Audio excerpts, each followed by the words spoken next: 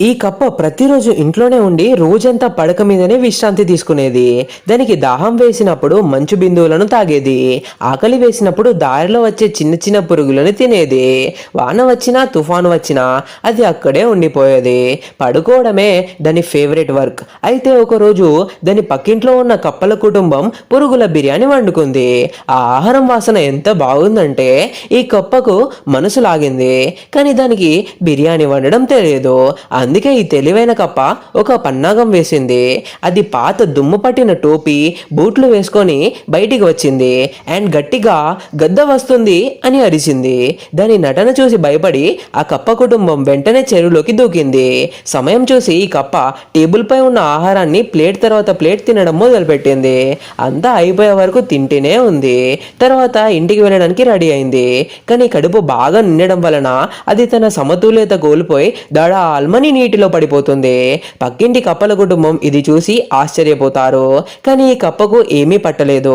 ఎందుకంటే దాని కడుపు నిండిపోయింది. అందుకే అది వెంటనే నిద్రపోతుంది. నిరంతర బద్ధకం కారణంగా దాని బరువు 20 కిలోల నుండి 50 కిలోలు అవుతుంది. తర్వాత అది ఒక మిడతను పట్టుకోవడానికి ప్రయత్నిస్తుంది.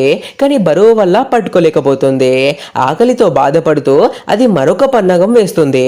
పక్షుల గూడలో దాక్కుని పిల్లల కోసం తెచ్చిన ఆహారాన్ని దొంగలించాలని అనుకుంది. కానీ తెలివైన తల్లి పక్షి వెంటనే ఈ లావుగా ఉన్నది తన పిల్ల కాదు అని గుర్తించి ఆలస్యం చేయకుండా దాన్ని తన్ని బయటికి విసిరేస్తుంది. పాపం అది నేరుగా చీమల ఇంటి ముందు పడుతుంది.